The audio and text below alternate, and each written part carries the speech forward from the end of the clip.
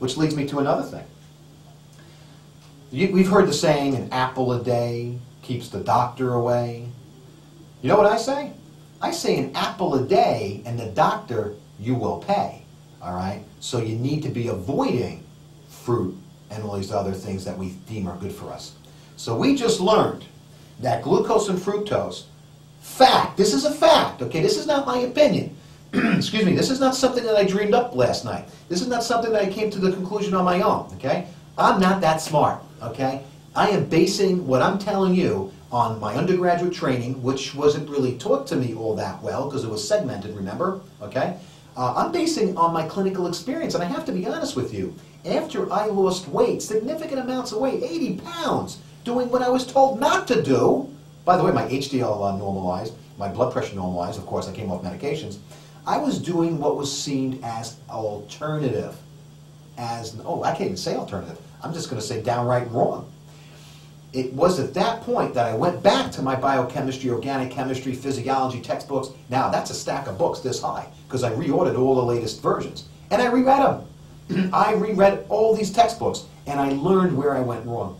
I learned that glucose and fructose give rise to plaque-forming deadly cholesterol, that they make us fat, they don't make us thin. What's the current recommendations right now for especially childhood obesity and adult obesity as well? You know, get them off the cakes and candies. I agree. But then they say, replace it with healthy snacks. Have some grapes and raisins and whole wheat stuff. Really? Well, when you say that, you're not understanding that glucose is glucose is glucose, that sugar is sugar is sugar. And let's see, I'm actually going to take, I just have an email at my Dr. Jim at drjamescarlson.com. So let me take an email from a viewer, and thank you so much for sending this. This is from Keith, Long Island, New York, it looks like. And it says, "Hi, Dr. Jim. I've been reading the first 10 chapters of your book on your website, and I find it fascinating and intend to order a digital copy from you soon." You can get a digital copy online. That's not important. You'll see that when you go to the website. He states that I've done an excellent job explaining how carbs lead to the accumulation of excess body fat, which is interesting because this is just what I was talking about. But I am wondering how one can then shed this excess body fat once it is in place. Great question. I understand that low-carb eating will prevent me from gaining any further body fat, but will it also allow me to shed the fat I already have? And if so, what is the mechanism that allows this? Best regards, Keith. I'll leave his last name off. Keith, great question. It was basically a subcategory of questions. The first thing is, yes, over-consuming fructose and glucose in their many disguises, I call them the sheep's and wolf's clothing, will cause extra accumulation of fat. But it's interesting that once you back off on the carbs and start eating more cholesterol, fat, and protein, that the body will dip into this what I'll call physiological reserve, and you'll shed the excess body fat like you're sweating it off. So, sure you can exercise. I mentioned earlier that was dietary myth number 4. That we don't need to exercise to lose weight. You can exercise. If you're obese or morbidly obese, I would recommend aquatherapy, hydrotherapy.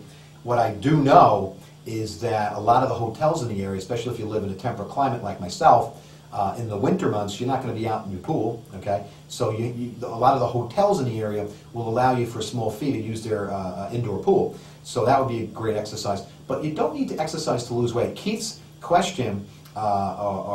Centers around, well, how can I lose weight?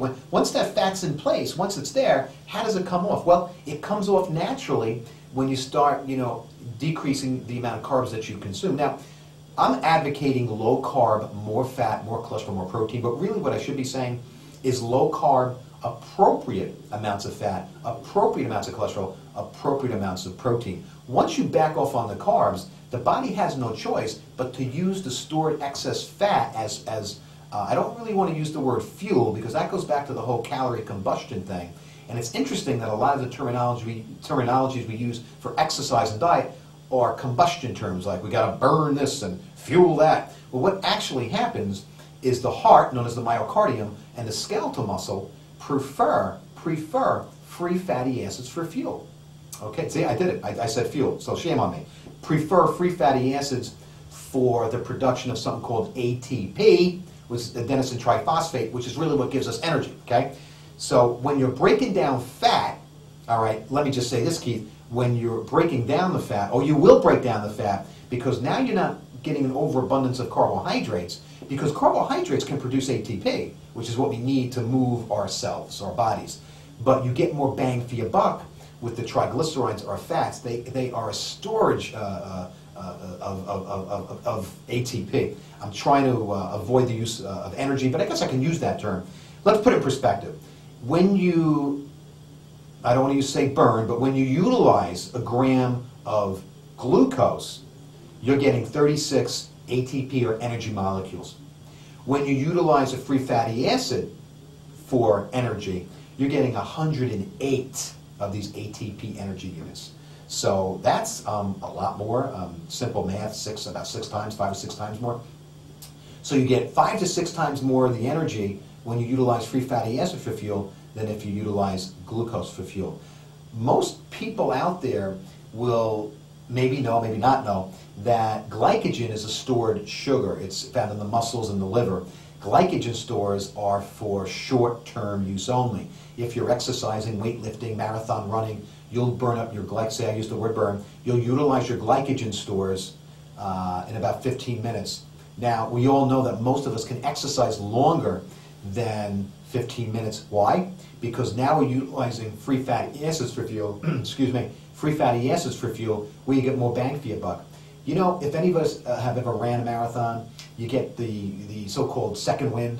That second wind is when we're converting from the use of glycogen into the use of free fatty acids for fuel. Now, different enzymes are used for to utilize free fatty acids for the production of ATP, which is why when you back off on your carbs, there's a 2-week or 3 weeks, sometimes a month period where you feel weaker. All right, you go through actual withdrawal from carbs. Once you start once you start converting to the use of free fatty acids for fuel, now you get more energy, you get more bang for your buck, and your body's a lot happier and can function a lot better. So what happens to the stored fat once it's already there, and answer to Keith's question, and I believe I've already answered it, is it's used naturally. The body is no longer getting an overabundance of sugar, that's glucose or fructose, and the stored fat that's there is utilized for the production of the energy molecules ATP. Great question. Okay, now I'm looking at another question, all right, from, actually it's from Dayton, Ohio, who picked on the whole wheat bread, okay? This is Lucy from Dayton, Ohio, she heard me say, whole wheat bread, white bread, so she's wondering why I'm picking on whole wheat bread. Why whole wheat bread? Remember, sugar is sugar is sugar. So it doesn't matter where the sugar molecule comes from, it's still sugar. And think of it this way. You're a cell, right? Our cells, the cells in our body don't have brains. They're not cognitively aware. When a sugar molecule gets to the level of a cell, the cell has no idea where that sugar molecule came from, right? Because I drew up here 3 glucose molecules which all look the same.